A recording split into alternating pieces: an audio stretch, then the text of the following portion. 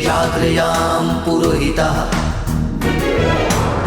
हम राष्ट्र आराधक भारतवर्ष को जागृत और जीवंत बनाएं।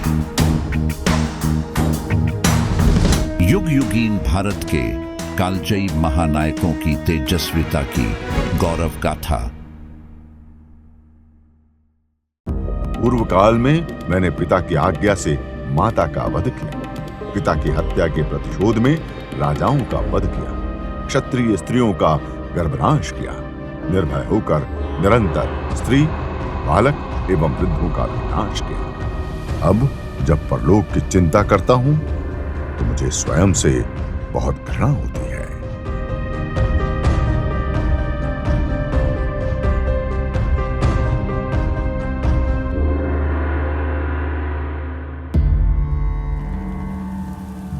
चरण कृतं वा कायजं कर्मजं वा श्रवणनयनजं वा मानसं वा पराधं विहितमविहितं वा सर्वमेतत् क्षमस्व। जय जय करुणाब्दे श्री महादेव शंभो।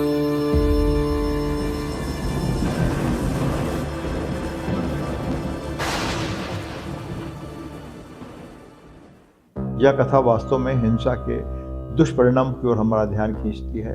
भले ही धर्म की रक्षा के लिए वह हिंसा की गई हो, फिर भी कितने ही परिवार नष्ट हो जाते हैं, कितने ही स्त्री, बालक और वृद्ध निराशित हो जाते हैं। धार्मिक मन कभी न कभी तो उस ओर जाता ही है। आतताई को कभी अपना दोष नहीं दिखता, लेकिन जो सच्चे हृदय वाले हैं उन्हें ऐसे विचार मथते ही रहते हैं। परशुराम जैसा अवतार बालक और वृद्धादि का वध करे, यह कुछ विचित्र लगता है, किंतु ध्यान से देखें तो स्पष्ट होता है कि किसी को निराश्रित अथवा अनाथ बना देना भी एक प्रकार से उसकी हत्या ही है। परशुराम नारद से कहते हैं कि मैंने अश्वमेध यज्ञ किया, तीर्थ यात्राएं करी, दान दिया, लेकिन मेरा ब्रह्म हत्या का पातक नष्ट नहीं हुआ। दान आदि उपायों के पश्चात भी परशुराम को लगी ब्रह्म हत्या के दूर न होने से, उनको शांति न मिल पाने से सबसे बड़ा कारण है माता के प्रति उनका अपराध। पिता भले कितने सिद्ध थे, भले विश्वास रहा हो कि पिता का क्रोध शांत होते ही वे माता को पुनः जीवित करवा देंगे, तब भी माता का अपमान कैसे भी उचित नहीं कहा जा सकता। यही कारण है कि परशुराम सहज ही अपराध बोध से दूर न हो सके।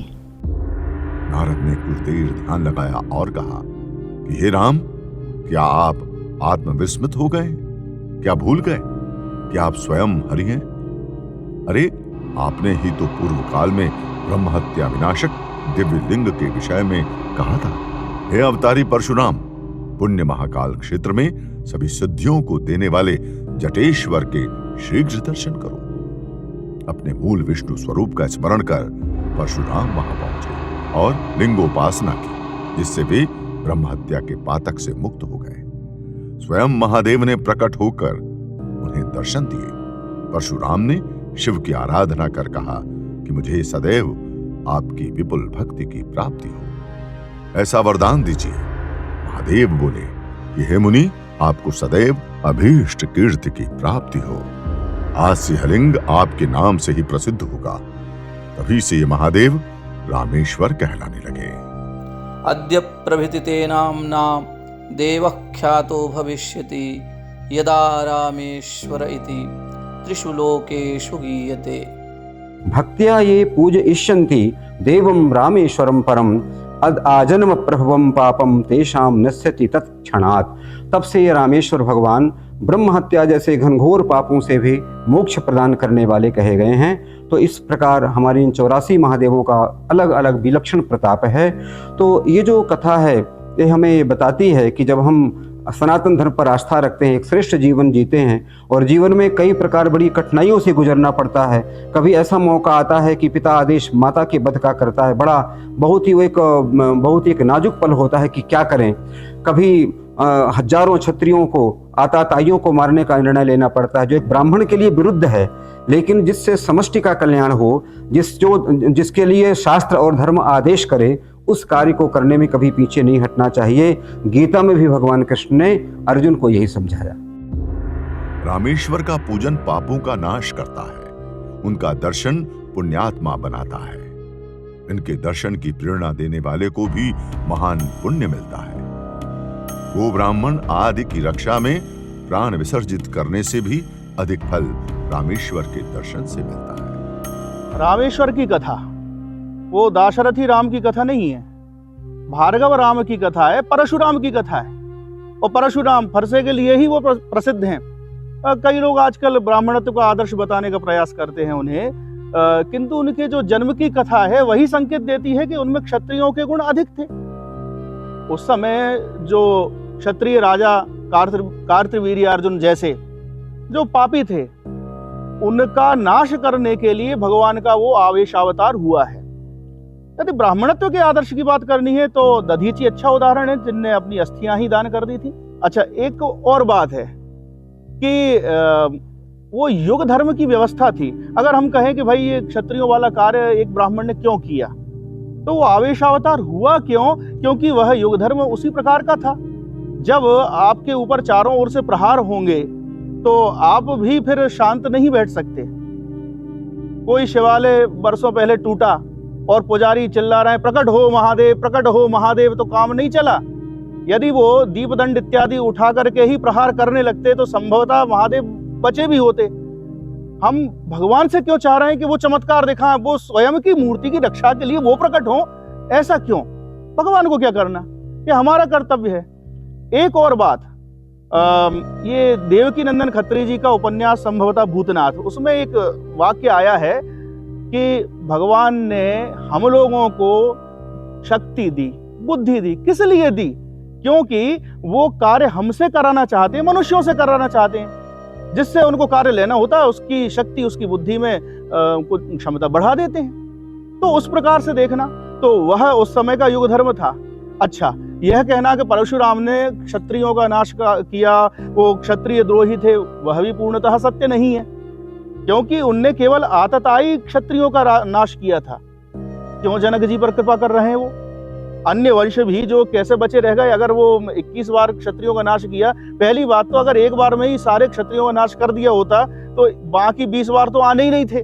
21 बार उन्होंने देख देख करके, जहां जब हम कहते हैं ना कि वो एक चक्र उनने लगाया और जो जो आतताई थे उनका नाश कर दिया। लेकिन जो सन्मार्ग पर चल रहे थे उनका संरक्षण भी परशुराम जी ने किया है।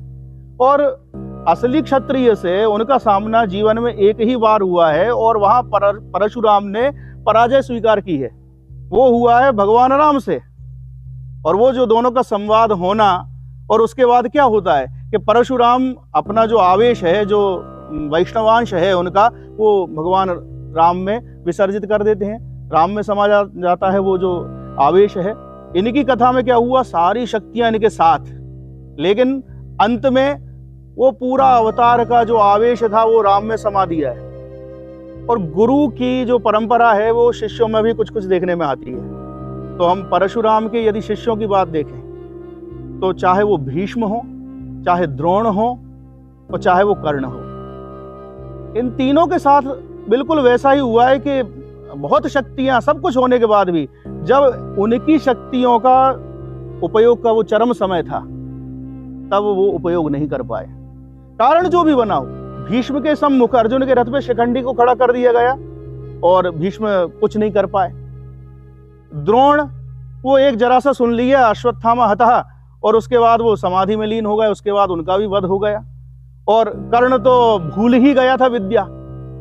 तो जैसे गुरु का चरम कि सारी उनकी शक्तियां कहीं दूसरी जगह विलीन, वैसे ही उनके शिष्यों के साथ भी हुआ कि जब चरम था उस समय पता नहीं जो भी कारण बने और वो अपना पराक्रम वहां पर नहीं दिखा पाए। उनका पराक्रम भी एक प्रकार से विलीन हुआ है। तो यह एक विचित्र संयोग है गुरु और शिष्य का।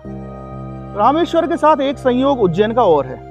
यहाँ 2 रामेश्वर हैं। एक 84 महादेव में जो आते हैं वो परशुराम जी से उनका संबंध है। दूसरे एक रामेश्वर हैं जो भगवान राम ने स्थापित किए हैं, और जब ये वनवास की अवधि में थे तो एक किसी ने कहा पिंडदान करना, कौन सा तीर्थ उत्तम रहेगा, तो उन्होंने कहा उज्जैनी चाहिए।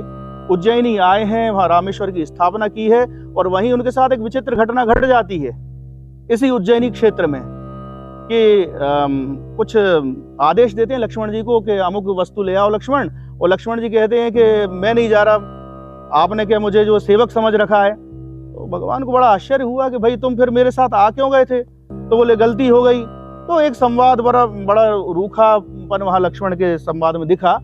फिर भगवान समझे कुछ और बोले कि लक्ष्मण ऐसा है कि तुम थोड़ी दूर तक चलो जरा मेरे साथ, उसके बाद तुम वापस लौट जाना।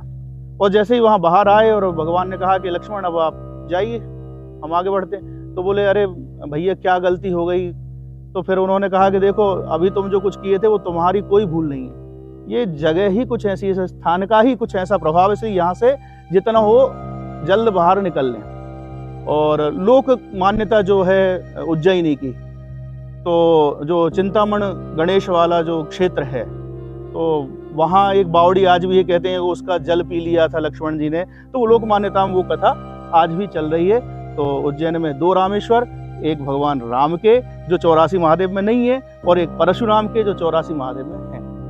रामेश्वर का पुराना नाम वास्तव में जटेश्वर ही था, या यह किसी लिपिकीय त्रुटि से परिवर्तित हुआ, इस पर स्पष्ट मत देना संभव नहीं, क्योंकि जटेश्वर की कथा के ठीक बाद में रामेश्वर की कथा होने से किसी पांडुलिपि में जटेश्वर शब्द आ जाने का भी एक अनुमान होता है। लेकिन इसकी कथा भी जटीभूत हुए ब्रह्म हत्या के पातक की कथा है। रामेश्वर के दर्शन की महिमा ने ही परशुराम को पाप मुक्त किया। एक ही नाम से 2 लिंगों की प्रसिद्धि भी कोई आश्चर्य का विषय नहीं, क्योंकि यहाँ तो रामेश्वर भी 2 हैं, भले ही दोनों के राम भिन्न हैं।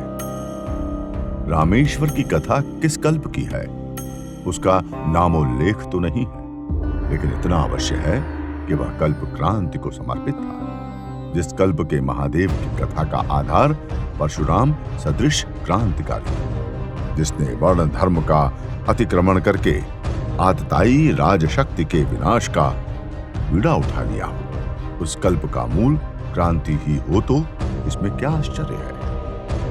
क्रांति से परिवर्तन तो अवश्य होता है, किंतु हर क्रांति के पश्चात अनेक प्रकार की विकराल समस्याएं भी सामने आ खड़ी होती हैं। विशेषकर सशस्त्र क्रांति के पश्चात ही जनधन की हानि और उसके दुष्परिणामों का पता चल पाता है।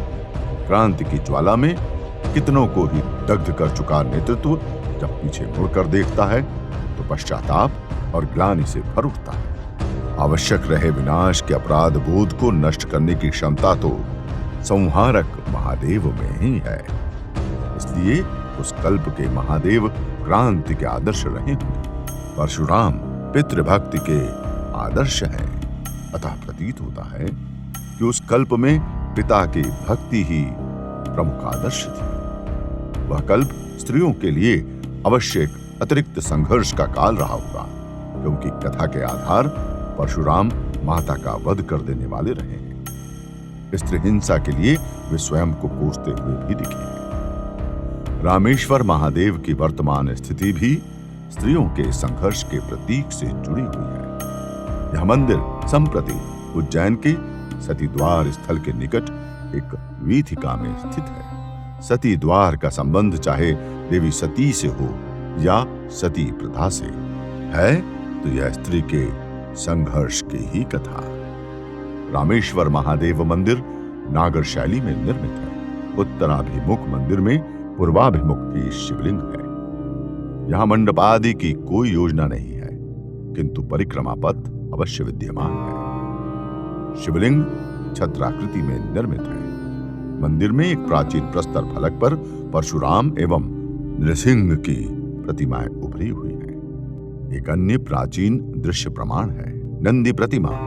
प्रतिमा अत्यंत आकर्षक है। इसके गले में बनी सुंदर माला में बने गोलक घुंघरुओं की माला का ध्यान कराते हैं। एक अनुमान रुद्राक्ष माला का भी होता है। लेकिन गोलकों पर रुद्राक्ष सदृश रेखा आदि न बने होना इस अनुमान का विरोध करता है।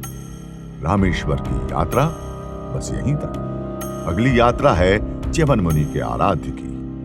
च्यवनेश्वर के द्वार पर पुनः भेंट करते हैं। तब तक जय श्री महाकाल।